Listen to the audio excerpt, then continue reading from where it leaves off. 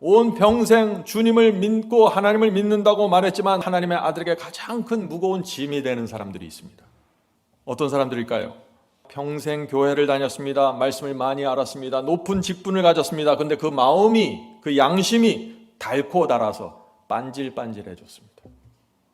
말씀을 던지면은 그거 내가 다 아는 것, 설교를 하면 그거 내가 다 아는 것, 다 강의 들었는데, 바이블 칼리지에서 다 배웠는데 뭐 새로운 거 없어?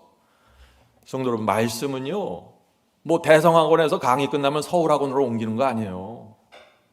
오늘 우리가 말씀을 어떤 태도로 받아야 되는지 잘 들어보세요.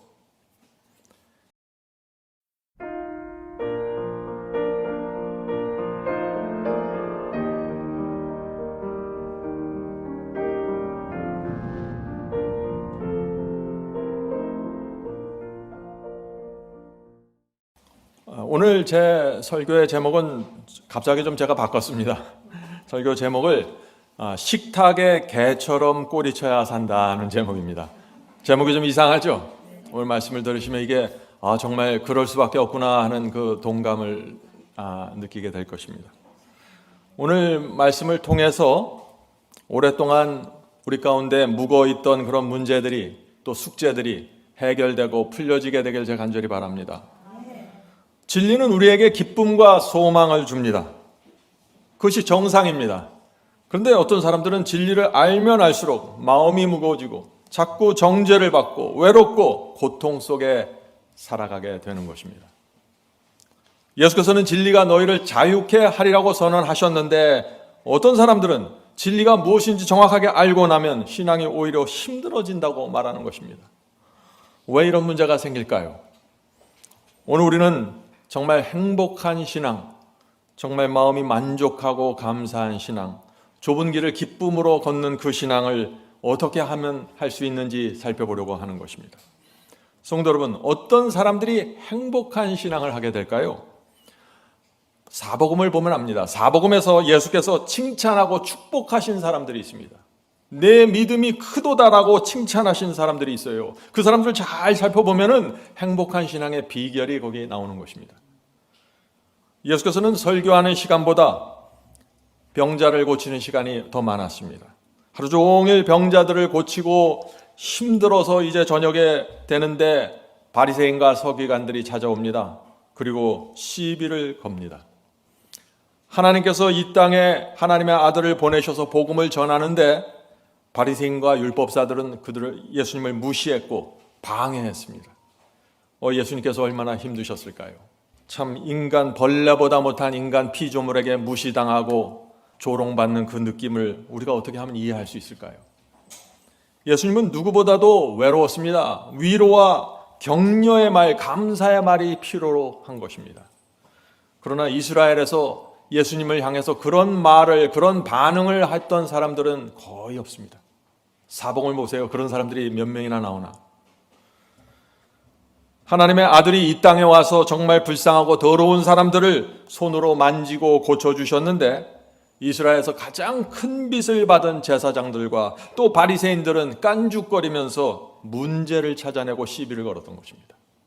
누구보다도 성경 말씀을 잘 아는 사람들인데 메시아 앞에서 이런 반응을 하는 것입니다. 왜 그럴까요?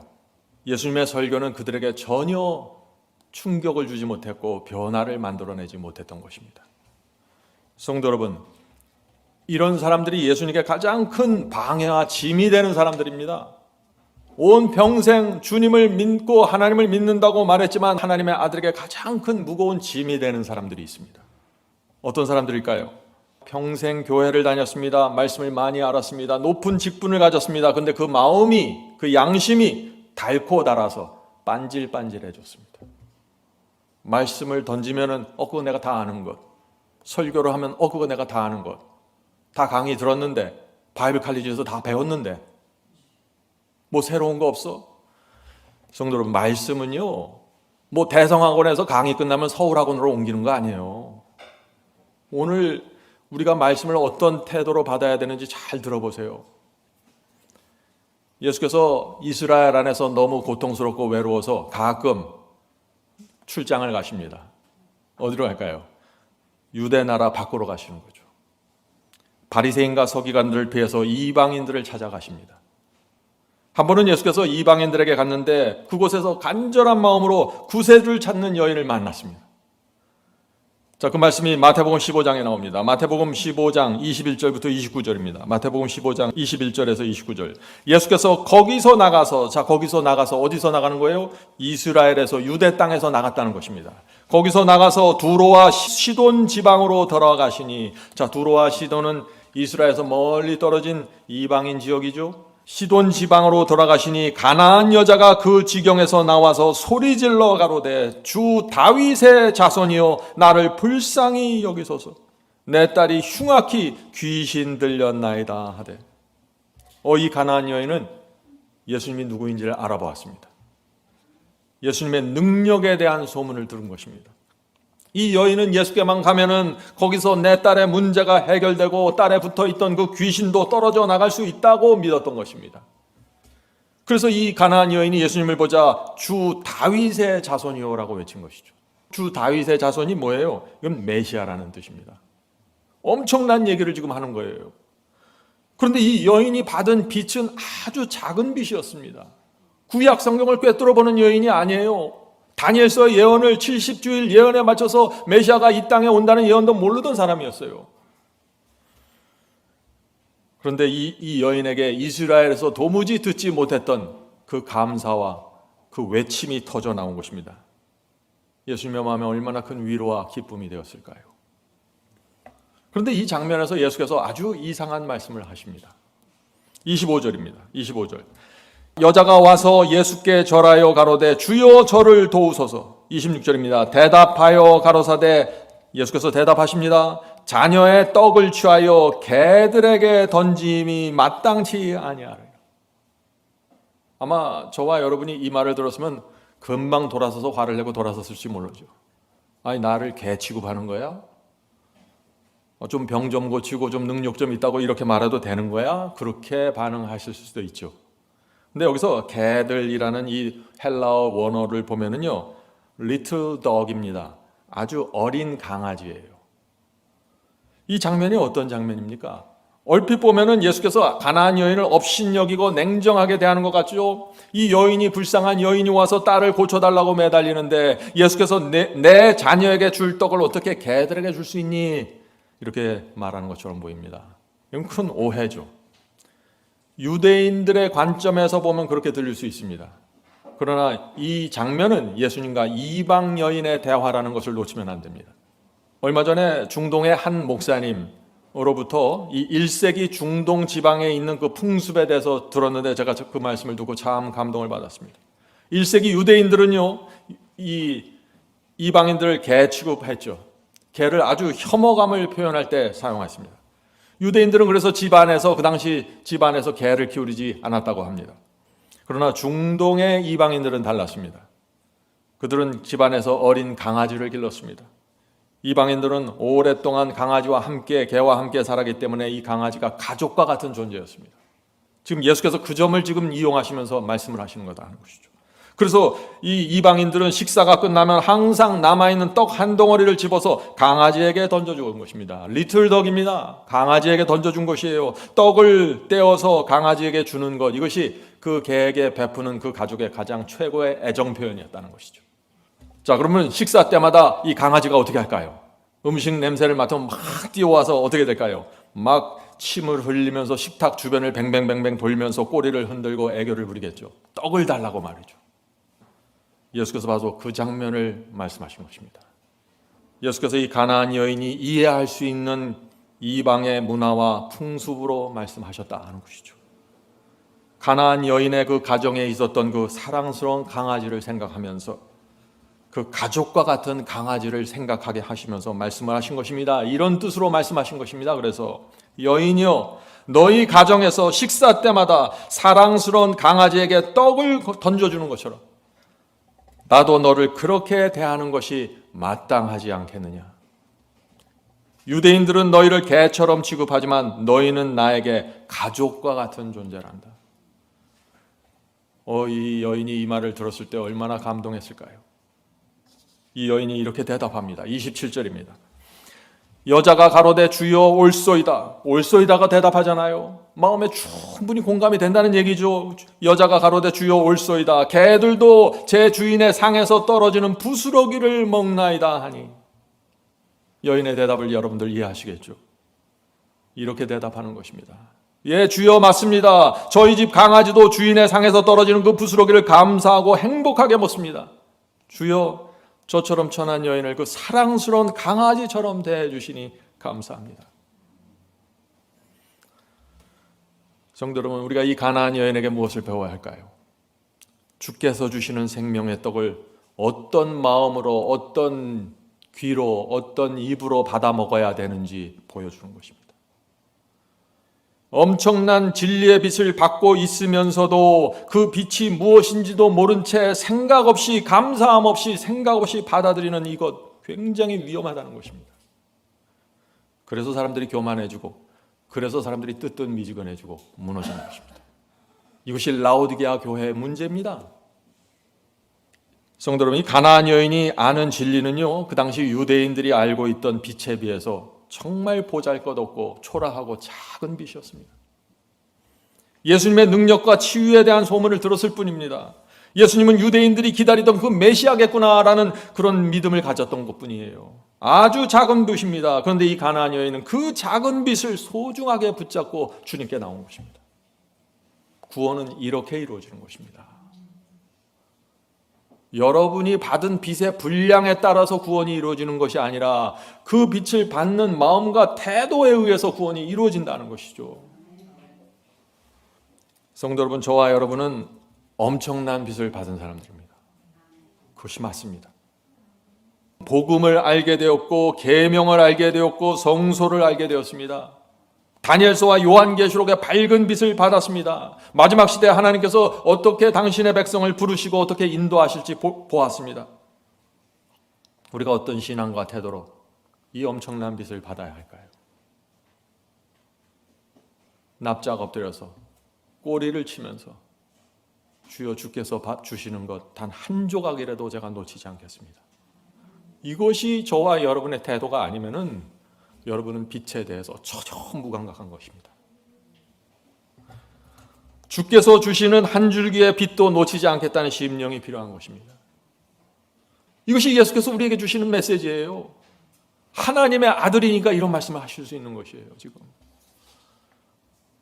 우리가 이런 심령이 없으면 어떻게 될까요? 옛날 그 바리새인들처럼 살아가게 될 것입니다. 바리새인들처럼 엄청난 말씀의 홍수 속에서 구약 성경을 기록한 그 사람들이 멸망당하는 것이죠. 정말 조심해야 합니다. 참 슬픈 것은요, 오늘날 큰 빛을 받았다고 말하는 사람들의 마음에 감사와 기쁨이 없다는 것입니다. 감격이 없어요. 이렇게 해석하는구나. 그거 잘하네. 이번 강의는 괜찮아서 들을만 하네. 여기서 끝나요. 그래서 다 무너지는 것이에요. 엄청난 빛을 받았다고 말은 하는데 너무나 쉽게 교만해집니다. 하나님께서 우리에게 주신 이 진리의 무게가 너무나 엄청난데 너무나 쉽게 흔들립니다. 왜 그럴까요? 가나안 여인의 믿음이 없는 것입니다. 그 심령이 없는 것이에요. 지금 누구로부터 빛을 받고 있는지, 누가 생명의 떡을 던져주고 있는지 전혀 감각하지 못하는 것이에요. 자, 28절 보겠습니다. 28절. 이 강아지처럼 이 여인이 반응했을 때 예수께서 어떻게 대답하시나 들어보세요. 28절입니다. 이에 예수께서 대답하여 가로사대 여자여 내 믿음이 크도다. 내 소원대로 되리라 하시니 그 시로부터 그의 딸이 나으니라. 성도 여러분, 누가 예수님으로부터 이런 칭찬을 받고 이런 말씀을 듣는지 잘 보세요. 이스라엘 전체에서 예수님께 이런 칭찬을 받은 사람이 몇 명이나 되었습니까? 내 믿음이 크도다. 내 소원대로 되라. 하나님께서 이 여인의 소원을 다 들어줘도 이 여인은 결코 교만해지지 않는다는 것입니다. 엄청난 빛을 주어도, 지금 적은 빛을 갖고 있는데 계속해서 밝은 빛을 주어도 이 여인은 여전히 겸손하게 식탁을 뱅뱅 돌면서 꼬리치면서 달려드는 그 강아지처럼 주의 말씀을 받는다는 것입니다. 저와 여러분도 그렇게 되어야 한다는 것입니다. 마태복음 15장에 나오는 이 가나안 여인의 이야기를 통해서 우리가 무엇을 배워야 합니까? 구원이 어떤 사람에게 주어지는지 보아야 하는 것입니다. 하나님께서 주신 빚에 대해서 어떻게 반응해야 되는지 우리가 보아야 되는 것입니다. 이 마태복음 15장에는요, 세 부류의 사람들이 나옵니다. 첫째는 바리새인과 서기관이 나오죠. 둘째는 제자들이 나옵니다. 그 다음에는 가나안 여인이 나오는 것입니다. 이 세 부류가 그리스도께 어떻게 반응하는가를 봐야 되는 것입니다. 자, 이 중에서 이 세 부류 중에서 누가 예수님을 구세주로 진심으로 영접했습니까? 가나안 여인입니다. 그 누구도, 심지어 제자들까지도 아직까지 예수님을 이런 태도로 받질 못했습니다. 제자들이 예수님과 함께 먹고 자고 대화하고 여행을 했습니다. 그러나 예수님이 정말 어떤 분인지, 그분의 입에서 나오는 그 말씀을 어떤 마음과 태도로 받아야 하는지 몰랐던 것입니다. 그들은 예수님 옆에 있었어요. 그런데 서로 높아지고 했고 서로 교만과 허망한 생각에 사로잡혀서 주님을 3년 동안 따라다닌 것입니다. 그들은 주님의 식탁에서 꼬리치는 강아지들이 아니었어요. 마음이 높아 있었습니다. 예수님의 사역을 자기 생각처럼 끌고 가길 원했어요. 예수님이 유대교회에 좀 더 잘 보이기를 원했고, 예수님이 유대교회의 인정을 받기 원했고, 예수님이 유대의 왕이 되기를 원했습니다. 그들은 그들의 생각대로 예수님을 끌고 가자고 했죠. 그러다가 다 무너진 것이에요. 그런데 이 여인은 예수님을 향해 주님은 다윗의 자손입니다 그렇게 고백한 것이죠. 그리고 주께서 주시는 것이라면 식탁에서 떨어지는 떡 한 조각이라도 감사히 받겠습니다. 주인의 식탁에서 기대와 감격을 갖고 기다리는 강아지가 되었던 것입니다. 성도 여러분, 우리에게 이 믿음이 필요하다는 것입니다. 이것은 어려운 것이 아니죠. 이것은 어떻게 극기하고 무슨 훈련을 잘해서 만들어내고 도달하는 어떤 경지가 아닙니다. 이것은 하나님이 누구이고 내가 누구인지 알면 이렇게 되는 것이죠. 생각해 보세요. 그 당시 이스라엘 교회에서 누가 가나안 여인처럼 이런 믿음을 갖고 주 앞에 나왔습니까? 누가 잃어버린 자입니까? 누가 구원받은 자입니까? 성경을 많이 알고 기도 많이 하고 지식이 많던 자들 대부분이 잃어버림을 당했습니다. 이것을 우리가 어떻게 이해해야 될까요? 이 가나안 여인의 이야기에서 우리가 이 문제를 보아야 된다는 것입니다. 저와 여러분은 지금 어떤 입장에 있습니까? 여러분은 주님께서 던져주는 그 한 조각의 생명의 떡을 어떻게 받고 있습니까? 한 줄기의 빛을 어떻게 받고 있습니까? 이것이 이 마음과 심령이 제대로 되질 않으면요, 바리새인들처럼 엄청난 말씀의 홍수 속에서 죽어가게 되는 것입니다. 성도 여러분, 예수께서는 처음 공중 사역을 시작하시면서 이제 첫 번째 설교를 하는데 그 첫 번째 설교부터 천국 복음을 누가 받을 것인지 분명하게 선을 긋고 시작해요. 너희들이 이 마음이 아니면 절대 이 천국 복음을 이해할 수 없고 깨달을 수 없고 받을 수도 없을 거야. 그렇게 선포하면서 시작합니다. 그것이 무엇일까요? 그것이 마태복음 5장의 팔복이죠. 팔복에 나오는 사람들이 천국 복음을 받고 하늘 도성에 들어가는 것입니다. 팔복이 무엇인가요? 심령이 가난한 자는 복이 있나니, 애통하는 자는 복이 있나니, 온유한 자는 복이 있나니, 의에 줄이고 목마른 자는 복이 있나니, 긍휼히 여기는 자는 복이 있나니, 마음이 정결한 자는 복이 있나니, 화평케 하는 자는 복이 있나니, 의를 위하여 핍박을 받는 자는 복이 있나니. 바로 이것입니다. 이것이 뭐예요? 식탁의 주변을 꼬리를 치며 돌아다니는 강아지들의 심령이라는 것입니다. 잊지 마세요. 오늘날 교회 안에 두 무리가 있습니다. 한 무리는 빚을 많이 받은데 받으면 받을수록 팔복의 경험으로 깊이 들어가는 사람들입니다. 그런데 또 다른 무리가 있습니다. 이들도 빚을 많이 받습니다. 많이 받는데 그 마음이 고통스럽고 정죄를 받고 교만해지는 것입니다. 자꾸 조심해야 되는 것이죠. 똑같은 설교를 듣습니다. 똑같은 말씀을 받고 있는 것입니다. 그런데 두 무리가 생기는 것입니다. 성도 여러분, 우리가 성경 말씀을 공부하면 할수록 심령이 가난해지고 온유하고 의에 주르고 형제를 불쌍히 여겨야 합니다. 그것이 정상입니다. 그런데 마음이 아픈 건 뭐예요? 빛을 많이 받으면 받을수록 교만해지는 사람들이 있다는 것입니다. 성도 여러분, 복음의 핵심이 무엇입니까? 팔복입니다. 복잡하게 생각할 거 없어요. 여러분이 복음을 많이 받고 빛을 많이 받고 있는데 내 경험이 팔복으로 점점 깊이 들어가지 않으면 문제가 있는 것입니다. 그렇게 판단하세요. 하나님께서는 2600년 전에 다니엘서의 예언을 주셨고 지금부터 2000년 전에 요한계시록의 예언을 주셨습니다. 그리고 그때부터 지금까지 수천 년의 역사를 통해서 정확하게 예언을 성취시켰습니다. 하나님은 정말 엄청난 분이십니다. 우리가 상상할 수 없는 분이에요. 그런데 그분이 말씀을 주고 있는 거예요. 우리에게. 어떻게 받아야 될까요? 우리가 위대한 하나님, 그 엄청난 하나님을 만나면은 그분 앞에서 꼬리를 치는 강아지가 될 수밖에 없다는 것이죠. 주여, 주께서 떡 한 조각이라도 다 먹다 남은 떡 한 조각이라도 던져주시면 제 인생의 최고의 선물로 그걸 받겠습니다. 이런 사람들은요, 하나님께 자신의 인생을 맡기게 되는 것입니다. 그 엄청난 예언을 하시고 그것을 역사 속에서 정확하게 성취시켜서 가는 그 위대한 하나님을 볼 때 무릎을 꿇게 되는 것입니다. 그래서 팔복으로 들어가는 것이에요. 다니엘서와 요한계시록을 공부해도 교만해지는 것이 아니라 팔복으로 들어가는 것이 정상이라는 것입니다. 앞으로 일어날 예언을 꿰뚫어 보셨나요? 그러면 여러분의 심령이 가난하게 되어야 됩니다. 죄를 범하면 애통하게 되어야 되고 온유하게 되어야 되고 의에 줄이고 목마르게 되어야 되고 잘못을 범한 형제를 긍휼히 여기게 되고 마음이 청결하게 되고 화평한 자가 되어야 되고 의를 위하여 핍박을 제가 감당하겠습니다. 이런 마음의 결심과 신앙이 생기면은 다니엘서와 요한계시록을 제대로 공부한 사람들입니다. 요즘 어떤 분들은 숲속에서 명상하면서 길을 걸으면 하나님의 음성을 듣는다고 합니다. 또 기도를 오래 하면 하나님의 음성을 듣는다고 합니다. 찬송을 많이 부르면 하나님의 음성을 듣는다고 합니다. 정말 그럴까요? 마음의 팔복의 경험이 정확하게 들어가지 않으면 어떤 영적인 경험도 일어날 수 없는 것이에요.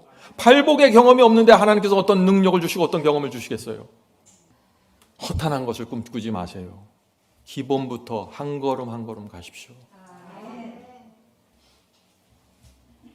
자, 이제 행복한 신앙을 하는 비결 두 번째를 살펴보겠습니다. 첫 번째는 뭐였죠? 식탁을 꼬리를 흔들면서 뱅글뱅글 도는 강아지처럼 살아야 된다는 것입니다. 그것이 첫 번째 비결이에요. 그래야 감사와 기쁨으로 충만한 행복한 신앙을 할 수 있는 것입니다. 자, 두 번째 비결, 그것은 감사와 만족입니다. 자족하는 신앙입니다. 빌립보서 4장 6절부터 7절 보겠습니다. 빌립보서 4장 6절부터 7절입니다. 아무것도 염려하지 말고 오직 모든 일에 기도와 간구로 너희 구할 것을 감사함으로 하나님께 아뢰라. 아니, 어떻게 걱정할 일들이 있는데 자녀들이 문제가 풀리질 않는데 경제에 문제가 생기는데 어떻게 아무것도 염려하지 말고 모든 일에 감사함으로 기도할 수 있을까요? 참 이상하죠. 하나님을 믿기 때문에 염려가 올라와도 염려에 지배되지 않는다는 것입니다. 하나님을 신뢰하기 때문에 하나님의 사랑을 믿고 그분의 돌보심을 믿고 그분의 엄청난 능력을 믿고 그분이 내 인생에 책임질 수 있는 분이라는 그분의 능력과 지혜를 믿기 때문에 아무것도 염려하지 않는다고요. 그래서 늘 감사함으로 기도하게 된다는 것입니다. 주님, 제 앞에 있는 상황을 보면 염려할 수밖에 없지만 내가 하나님이 누구인지를 아니까 염려해서 해방됩니다. 감사합니다, 주여. 주께서 제 인생을 여기까지 인도하시는 하나님의 선택에 전 감사합니다. 그런 사람들은요, 하나님께 모든 것을 맡기면은 어떻게 돼요?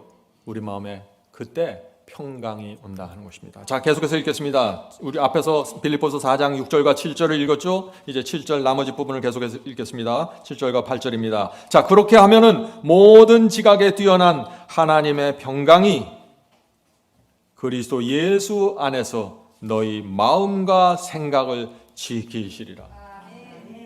억지로 염려하지 않고 억지로 평안한 척 하는 것이 아니에요. 하나님께서 평강의 하나님이 우리의 마음과 생각을 지키기 때문에 우리 마음에 평안이 있는 것입니다.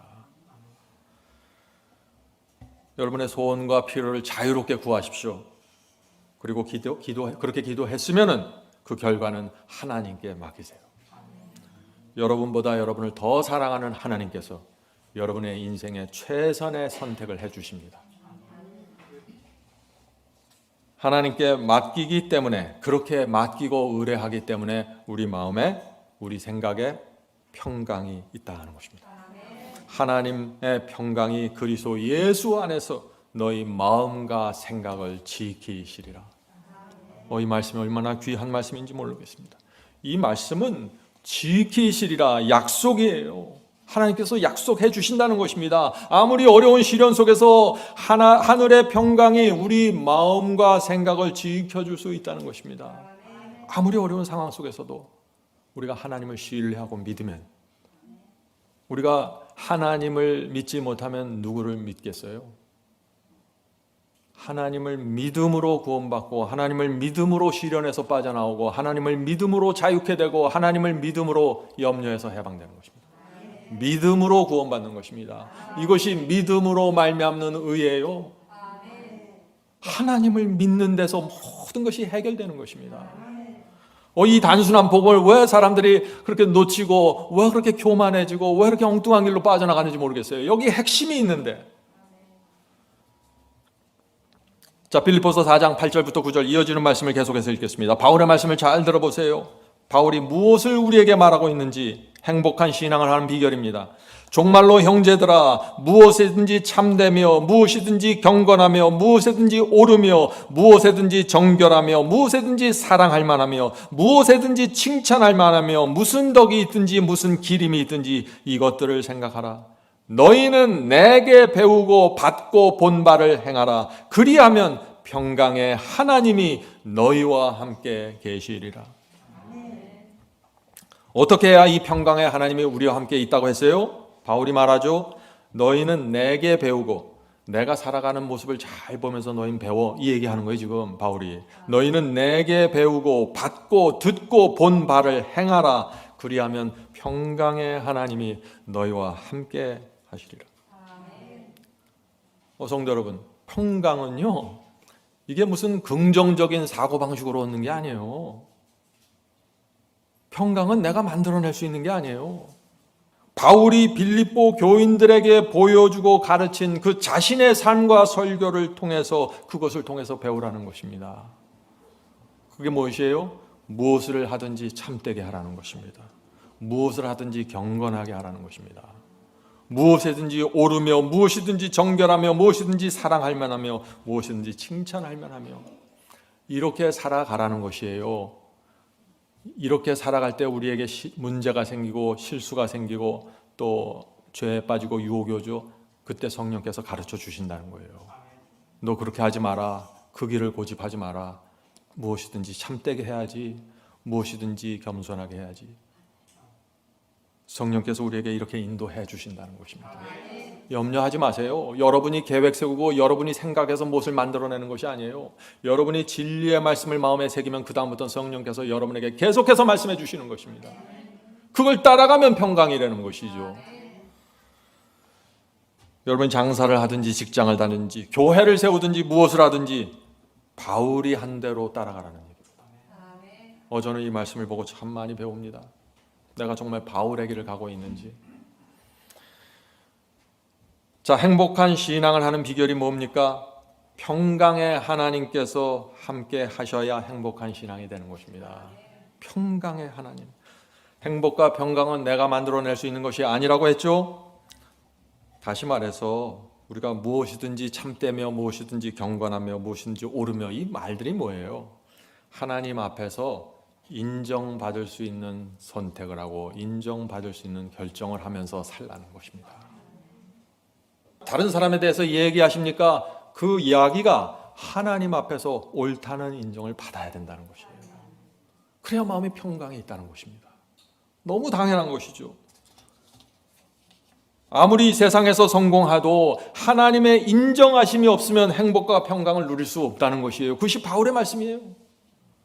그래서 우리가 잘 되는 것 같고 교회에서 인정받는 것 같고 잘 되지만은 늘 하나님의 눈치를 보게 사는 것이에요. 왜요? 하나님 앞에서는 틀렸다는 것을 알기 때문에 내 자신이. 사람들 앞에서는 다 맞는 것처럼 보여요. 그런데 하나님 앞에 나가면 다 틀렸다고 내가 아는 것이에요. 그래서 평강과 행복을 잃어버리는 거예요, 자꾸. 우리가 진리대로 살고 좁은 길을 간다고 하죠. 순종하면서 삽니다. 정말 주님의 뜻대로 가려고 합니다. 그런데 내 인생에 일이 잘 안 풀려요. 사업이 안 되고 장사가 안 되고 애들이 안 풀리고 축복이 도무지 오는 것처럼 안 보여 나한테는. 그러면 어떻게 돼요? 평강의 하나님을 놓치게 되는 것이죠. 하나님의 뜻대로 살기 위해서 내가 희생하고 나를 십자가에 못 박았고 경건하게 사는데 가정에 문제들이 생기고 자녀들의 문제가 생기고 병이 나고 경제적인 시련이 자꾸 생깁니다.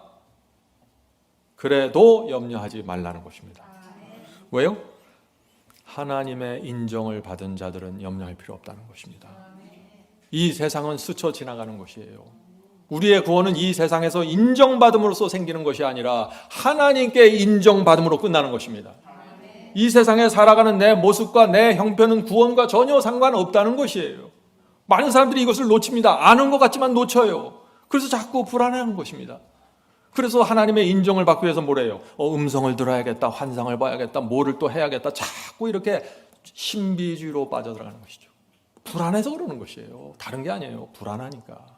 하나님의 인정을 받고 싶어서. 그래서 방언을 하고, 그래서 병 고치려고 애를 쓰는 것이죠. 단 한 방에 뭔가 얻어내고 싶은 것이죠.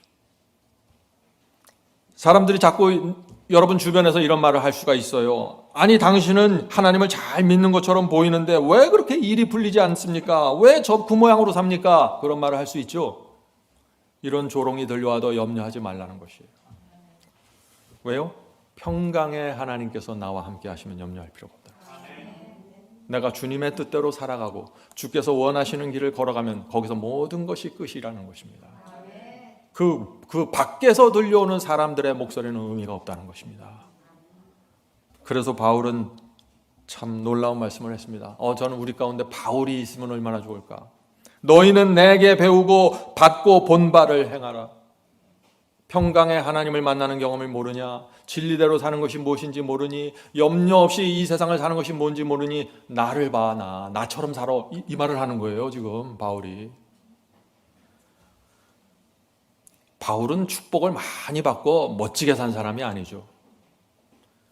바울은 복음을 전하기 위해서 가난하게 되었습니다. 매를 죽도록 얻어맞았습니다.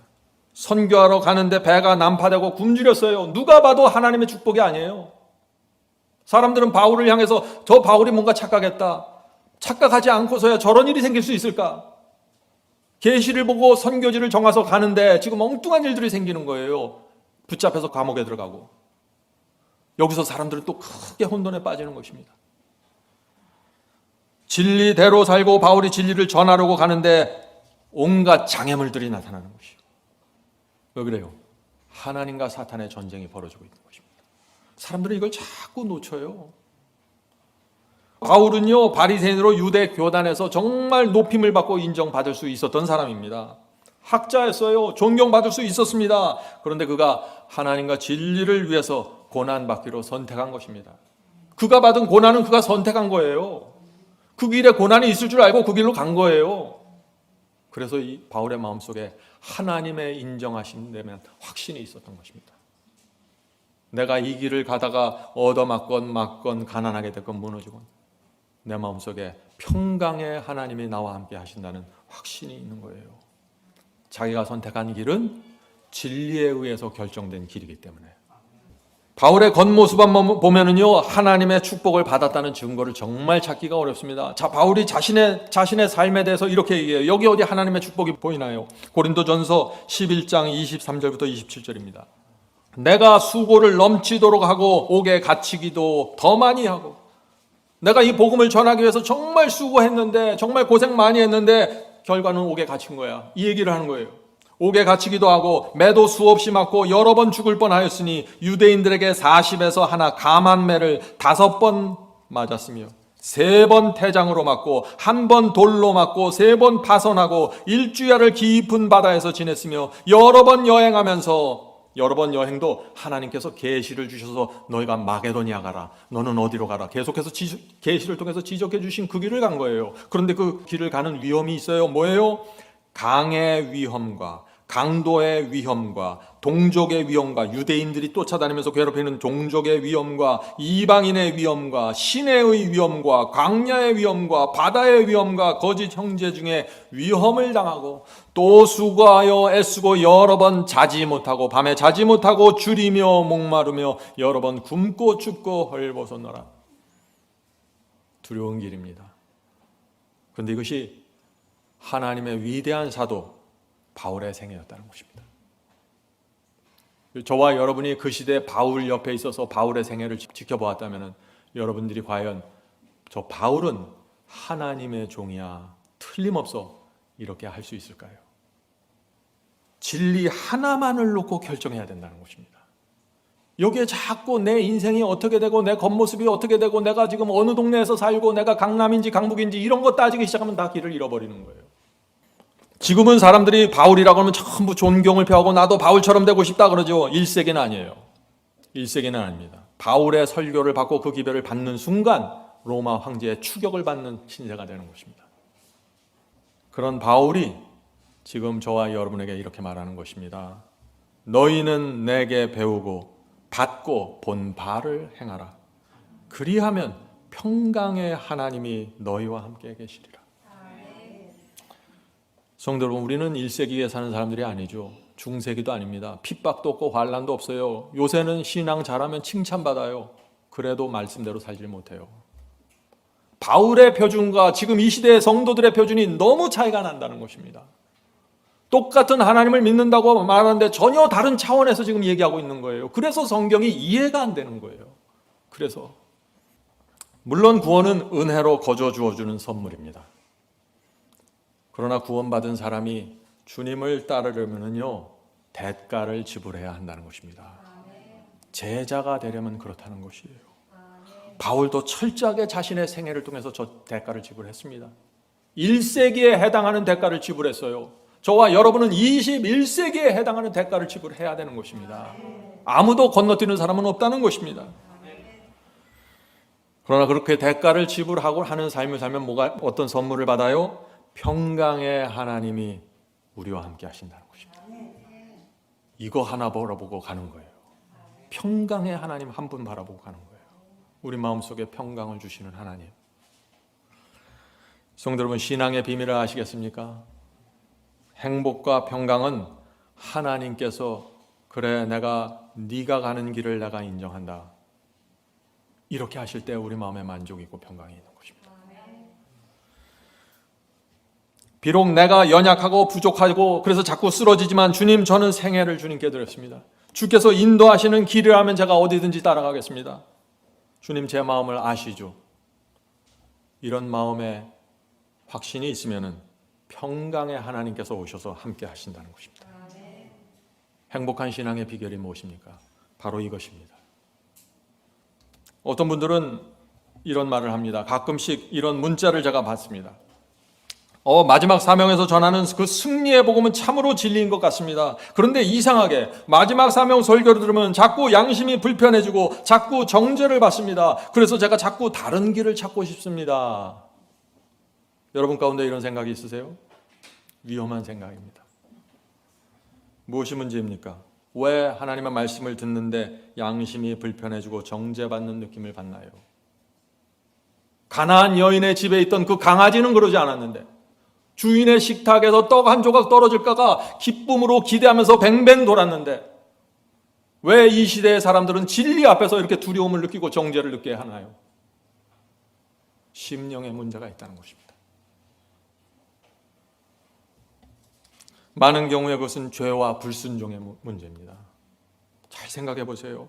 내 속에 죄와 불순종을 고집하는 정신이 없으면은 절대 양심이 불편해지고 정죄를 느낄 이유가 없는 것이에요.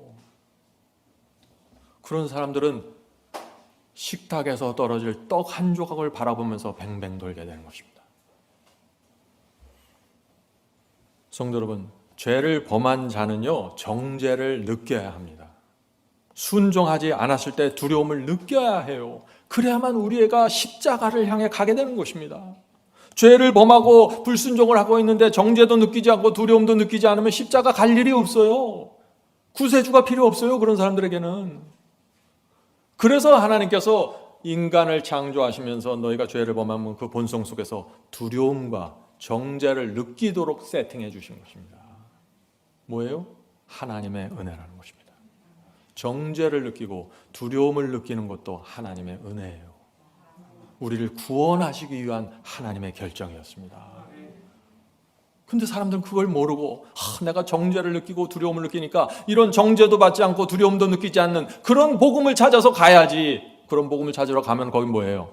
거기도 복음이 있어요. 바벨론의 복음이 기다리고 있는 것입니다. 그래서 많은 사람들이 길을 잃어버리고 헤매게 되는 것이죠. 평강의 하나님을 만나지 못하는 것입니다. 자, 제가 다시 말씀드립니다. 오늘 많은 사람들이 신앙을 하는데 행복하지 않고 평강을 누리지 못합니다. 그런 사람들이 정말 많이 있어요. 무엇이 문제입니까? 이런 문제가 있는 분들은 오늘 제가 말씀드린 이 질문을 스스로에게 한번 던져보세요. 내 문제가 무엇인지. 나는 친구들과 만나고 동창회에 나가면 그 친구들이 나를 어떤 취급으로 해주는가에 따라 내 마음이 달라집니다 하는 것입니다. 여러분들은 어떤 동창회에서 어떤 취급을 받기 원합니까? 친척과 주변 사람들로 어떤 인정을 받기 원하십니까? 여러분이 이 세상을 사는 이유와 목적이 무엇입니까? 공부하고 장사하고 돈을 버는 이유와 목적이 무엇입니까? 교회에서 어떤 취급을 받고 어떤 인정을 받기 원하십니까? 여러분이 기대하고 원하는 대로 평강과 행복이 결정되는 것입니다. 여러분이 동창의 인정을 최고로 생각하면 동창의 인정을 받아야 행복해지는 거예요. 그렇죠? 여러분이 돈을 최고로 생각하면 돈이 내 주머니에 들어와야 만족하고 기쁨이 생기는 것이에요. 이것이 사람의 심리예요. 명예를 중요하게 생각하십니까? 그럼 내가 명예를 붙잡아야 돼요. 그래야 행복해져요. 이게 없으면 늘 불안한 것입니다. 사람의 칭찬을 중요하게 생각합니까? 그러면 늘 주변 사람들의 비위를 맞추고 그 눈을 의식하면서 살 수밖에 없어요. 기적과 표적이 일어난 걸 기대하고 그것을 최고로 생각하십니까? 그럼 어떻게 돼요? 표적과 기적이 일어나는 곳을 향해서 가게 되는 것이죠.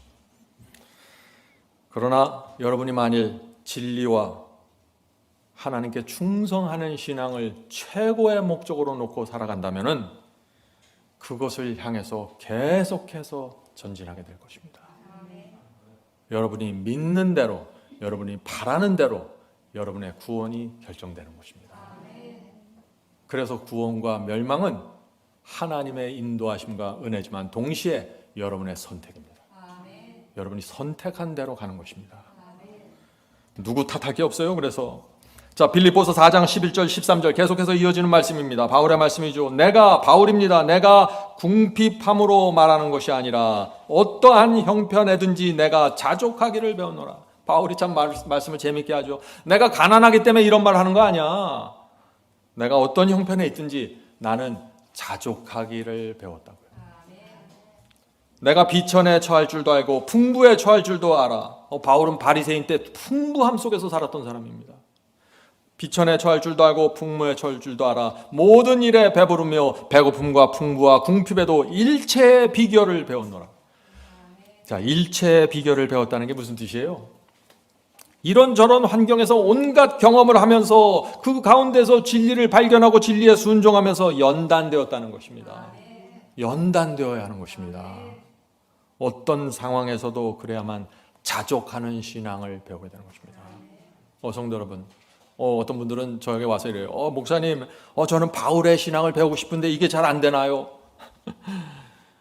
이런저런 상황 속에서 연단 받으셔야 돼요. 그래서 제가 신앙도 경험이 필요하고 과정이 필요하고 횟수가 필요하다는 것입니다. 하나님께 여러분을 연단할 수 있는 시간을 드리세요.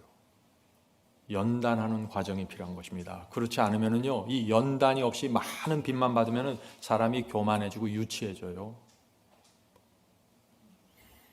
자, 이렇게 연단받는 이 일체의 비결을 아는 이 경험으로 들어가면은 놀라운 고백을 하는데 이 고백을 하는 것입니다. 일체의 비결을 배웠노라. 내게 능력 주시는 자 안에서 내가 모든 것을 할 수 있느니라.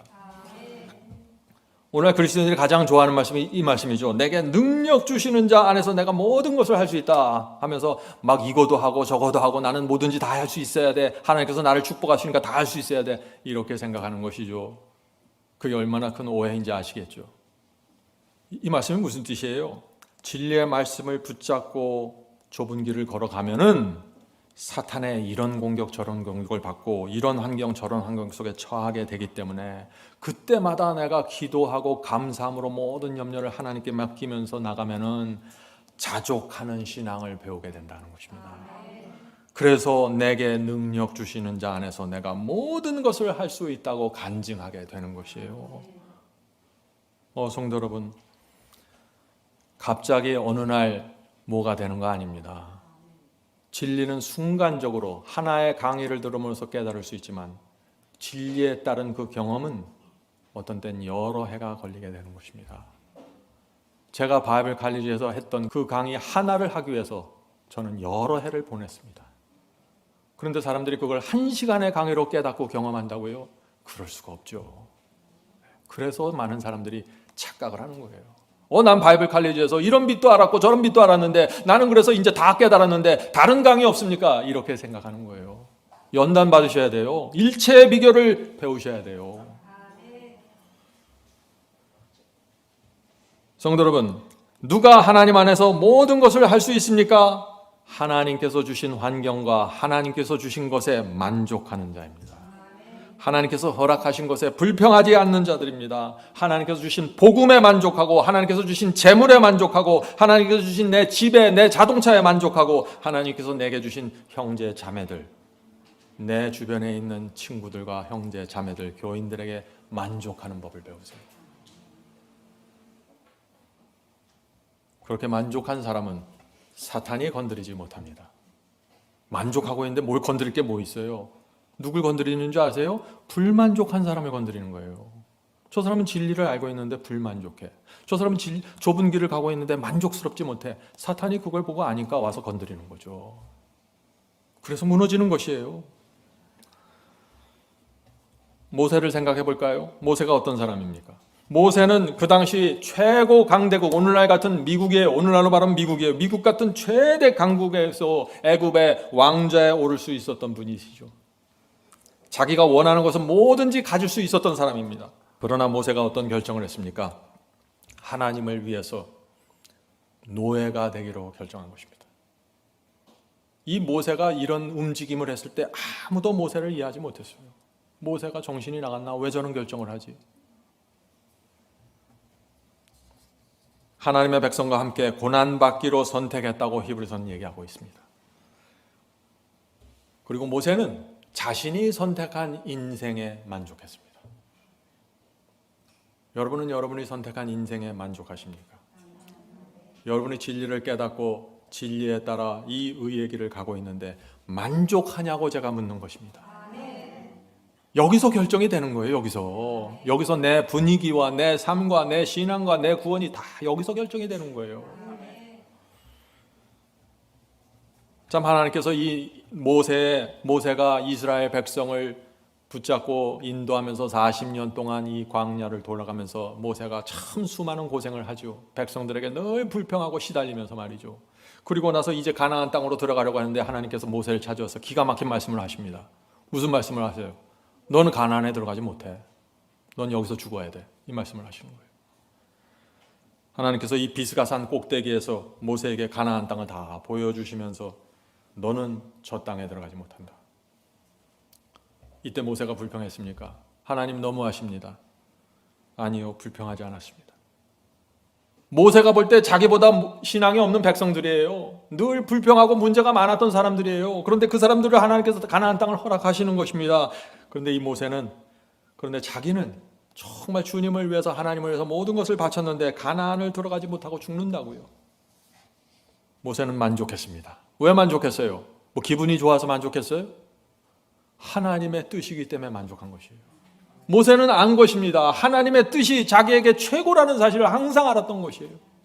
그래서 하나님께서 허락하시는 그 죽음을 평안한 휴식으로 받아들이게 된 것입니다. 이 신앙을 우리가 배워야 됩니다. 하나님께서 우리의 삶 속에서 허락하시는 여러 가지 상황들과 문제들을 하나님의 뜻으로 받으면 어떻게 돼요? 행복과 평강의 하나님께서 오신다는 것입니다. 자, 성도 여러분, 자족한다는 말이 뭐예요? 자족한다. 자족한다는 말은 이런 뜻이에요. 외부 환경이 어떻게 돌아가든지, 내 주변 환경이 어떻게 돌아가든지 상관없이 하나님께서 나를 인정하시고 인도하신다는 사실 하나만으로 만족하는 것이 뭐예요? 그것이 자족이에요. 이런 사람들은 기복신앙에 들어갈 수가 없겠죠. 이런 사람들은 쓸데없는 거 따라다니지 않게 돼요. 부하든지 가난하든지 핍박을 받든지 받지 않든지 기적이 나타나든지 나타나지 않든지 환상이 보이든지 보이지 않든지 하나님께서 나를 인정하신다는 확신이 있으면 만족하는 것. 그것이 자족하는 신앙입니다. 성도 여러분, 이 자족하는 신앙을 하려면요, 바울이 걸었던 것처럼 한 길을 꾸준히 가야 됩니다. 한 길을. 자꾸 길을 바꾸면은요, 이게 뭔지를 몰라요. 나는 하나님의 인정만 받으면 만족합니다. 이렇게 고백할 수 있으면 그 사람이 가장 행복한 사람 아닐까요? 자, 고린도후서 3장 5절 보겠습니다. 고린도후서 3장 5절. 우리가 무슨 일이든지 우리에게서 난 것 같이 생각하여 스스로 만족할 것이 아니니, 스스로 만족하지 말라는 거예요. 우리의 만족은 오직 하나님께로서 낳느니라. 우리의 만족이 어디에서 난다고요? 하나님께로만 온다는 것입니다. 하나님께서 주시는 것이 아니면 절대 만족할 수 없다는 것입니다. 행복한 신앙의 비결이 무엇입니까? 이것이 하나님께서 주셨다는 사실을 확신하고 믿으면 만족해버리는 것입니다. 그것이 무엇이든지 간에 말이죠. 자, 이제 제가 질문을 드립니다. 이제 이 질문에 여러분이 대답할 수 있죠. 주님을 따르는 사람들이 왜 자꾸 불평할까요? 왜 진리에 만족하지 못할까요? 이것이 성경의 진리라는 사실을 알지만 왜 자꾸 만족하지 못할까요? 왜 주의 말씀과 계명에 순종하려고 하는 그 신앙을 피하려고 할까요? 왜 그럴까요? 바울과 다른 신앙을 갖고 있기 때문입니다. 성도 여러분, 바울이 보는 것처럼 인생을 보아야 합니다. 바울이 보는 것처럼 성경의 거룩함이 무엇인지 바라보아야 돼요. 바울이 보는 것처럼 복음을 바라보아야 돼요. 바울이 보는 것처럼 진리의 가치를 보아야 합니다. 그래야만 바울과 같은 신앙을 하게 되고 그분과 같은 경험을 하게 되고 이해하게 되고 평강의 하나님, 바울이 만난 그 평강의 하나님을 내가 만나게 되는 거예요. 그거는 어려운 것이 아닙니다. 바울은 성경을 많이 알았지만 우리는 우리가 갖고 있는 빚에 만족하면 되는 것입니다. 여러분이 적은 빚을 갖고 있습니까? 가나안 여인과 같은 빚을 갖고 있나요? 그 빚에 만족하고 감사하면서 식탁에서 떨어진 부스러기 하나라도 제가 받아먹겠습니다. 이 심령으로 가면은요, 그것이 바울의 마음입니다. 성도 여러분, 오늘 많은 사람들이 바울이 바라본 표준과 다른 표준을 추구하고 있습니다. 바울이 바라보고 바울이 지향하고 있는 표준과 너무 낮은 표준을 지향하고 있어요. 그래서 성경을 이해하지 못하는 거예요. 그래서 바울의 말씀을 자꾸 착각하는 것이에요. 바울이 로마서에서 은혜로 구원받는다고 했지 않습니까? 바울이 말하는 은혜와 오늘날 사람들이 생각하는 은혜가 다르다는 거예요. 바울은 믿음으로 구원받는다고 했는데 오늘날 사람들이 말하는 그 믿음은 바울이 말하는 믿음이 아니에요. 그래서 자꾸 혼돈하는 것입니다. 그래서 자꾸 조금만 힘들면 불평하고 다른 길이 없을까 하고 두리번거리는 것이죠. 성도 여러분, 이 바울은 영원을 바라보면서 살았습니다. 이 세상에 무게를 두질 않았어요. 영원이었습니다. 그래서 다른 사람에게 진리를 전하고 다른 사람들을 하늘로 인도하는 데 목표를 두었습니다. 바울의 목표는 내가 아니었어요. 바울의 목표는 다른 사람이었어요. 다른 사람이 구원받아야 되고 다른 사람이 이 하나님을 봐야 되고 다른 사람이 평강의 하나님을 만나게 해서 계속해서 다른 사람에게 집중하고 그것을 목표로 두고 살았다 하는 것입니다. 다른 사람에게 복음을 전하기 위해서 방언을 하고 다른 사람에게 복음을 전하기 위해서 환상을 보았어요. 그런데 오늘날 그리스도인들의 신앙의 목표는 뭡니까? 내 중심이에요. 내가 복을 받아야 돼요. 내가 축복을 받아야 되고 내가 방언을 해야 되고 내가 환성을 봐야 되고 내가 음성을 들어야 됩니다. 내 만족을 위해서 신앙하는 거예요. 그래서 바울이 지향하는 것과 오늘날 그리스도인들이 지향하는 것이 전혀 다르다는 것입니다. 내 만족이라는 목표를 달성하기 위해서 기도해요. 기도 왜 해요? 내 만족을 위해서요. 내 경건을 위해서. 다른 사람을 위해서 기도하질 않아요. 내 만족을 위해서 명상하고 내 만족을 위해서 내 감정을 위해서 찬송합니다. 신앙의 모든 목표가 나에게 맞춰져 있어요. 그래서 바울의 복음을 전혀 이해하지 못하는 것입니다. 바울의 지향하던 것과 많이 다르죠. 오늘날 그리스도인 보세요. 그래서 오늘날 교회 안에 귀신의 영들이 이렇게 난무하게 된 것입니다. 여러분들이 내 만족을 위해서 신앙하죠? 열심히 하는 것 같아요. 그러나 귀신의 영에 사로잡히게 됩니다. 성도 여러분, 우리가 정말 진리를 따라가는데, 하나님의 말씀을 위해서 내가 희생하고 헌신하는데 마음에 진정한 감사와 기쁨이 없다면 거기에는 이유가 있다는 것입니다. 주님을 따라가는데 내 마음에 만족이 없다면, 감사가 없다면 이유가 있다는 것이에요. 두 가지 이유가 있습니다. 첫째 이유는 내가 온 마음과 뜻을 다해서 주님을 사랑하지 않기 때문입니다.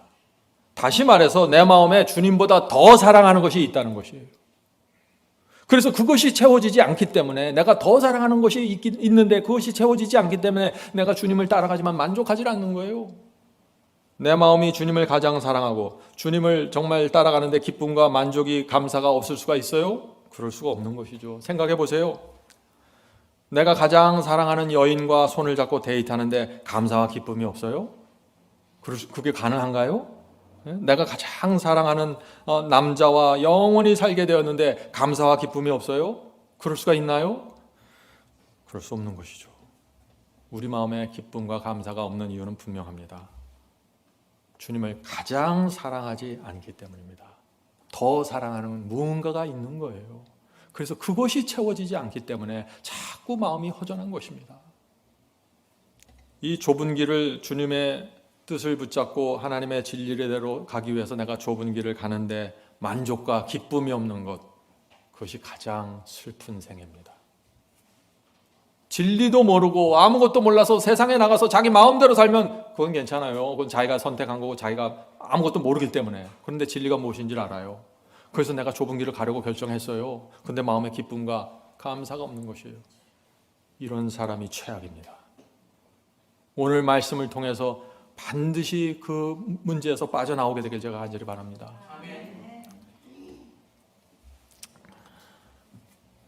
자, 두 번째 이유, 신앙을 하는데 만족하지 못하는 두 번째 이유는 확실한 진리가 뭔지를 모르면 그렇게 됩니다. 진리에 대한 확신이 없으면 그렇게 돼요.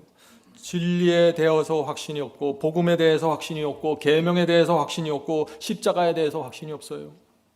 나를 부인하고 십자가에 못 박는 그 경험에 대해서 확신이 없어요. 그러면 어떻게 돼요? 불안해지는 것입니다.